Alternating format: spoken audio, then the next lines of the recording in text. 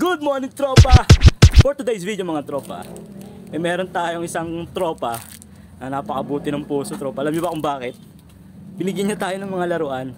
Kasi yung mga laruan daw na to, pwede natin gamitin premyo sa mga magiging palaro natin para sa mga bata. I'm very thankful kasi sobrang dami ng bigay niya, tropa. Shoutout sa iyo, tropa, Oliver Montero. So located yan dito sa Mabuhay Phase 3, Cabuyao, Laguna. Gusto nyo ba makita kung gaano karami yung binigay niya? Tara, pakita ko sa inyo. Yan lang naman, tropa.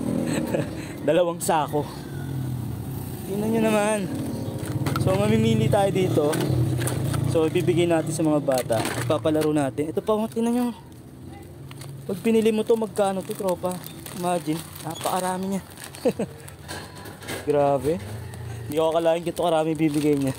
Actually, nung ano pa to, tropa New Year. Chinat niya ako, sabi niya, tropa, may mga laruan ako dito, bibigay ko na lang sa'yo, sabi niya. Hindi ko na-expect ganito karami yung bibigay niya. Vlog natin yung ano niya, tropa. Kasi si tropa is isang kolektor ng mga laruan, which is marami siyang mga iba't ibang uri ng laruan. Collectibles, tropa. So meaning to say, yung mga mahilig dyan sa laruan, yung mga vintage. So dito nyo lang makikita yan sa murang halaga. Grabe, tropa, ito naman itong mga to. Mga vintage na itong mga to eh. Pwede mong i-display mga dinosaur. Sigurado matutuwa yung mga bata nito. Papalaro natin to, tropa. So every time na may premyo, ito magiging premyo nila. Diba? Dami nito. Ang dami natin mapapasayang bata dito, tropa. Woo! Ayan o, dami nyo, no?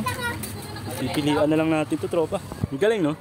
Yung mga bagay na hindi mo ine-expect o yung mga tao na hindi mo ine-expect na tutulong sa'yo. One click lang, oh. Tinat niya lang ako. Sabi niya, tropa, akong bahala sa laruan. Bibigyan kita ng laruan. And then ito, dumating. 2 sako. Dami na tuloy na isip na palaro para maging premyo itong mga laruan na to. Yung mga nauna kong palaro, tropa, which is yung mga robot yung premyo, dito ko yung binibili. So, suki na rin ako ni tropa. Pero thankful pa rin kasi imagine, konti lang naman talaga yung kita niya. Pero, ang dami niyang binigay. Hindi ko lubos maisip. Speechless talaga ako. So mamaya, tropa, papakita ko sa inyo yung mga collection niya. Na kung saan, mga vintage na laruan. Na yung mga collector dyan, may enjoy nyo talaga. So abangan nyo yan mamaya, tropa. Kasi naglilinis pa siya. So babalik tayo mamaya. After natin magbihis, uwi muna natin itong mga pinamigay niyang laruan. And then babalik tayo dito para i-vlog yung mga vintage toy niya na kung saan binibenta niya rin sa murang halaga lang, tropa. So abangan nyo yan, tropa. Buti pa si Tonton. Peace. Bye-bye. Ang daming laruan talaga. Grabe, ang dami.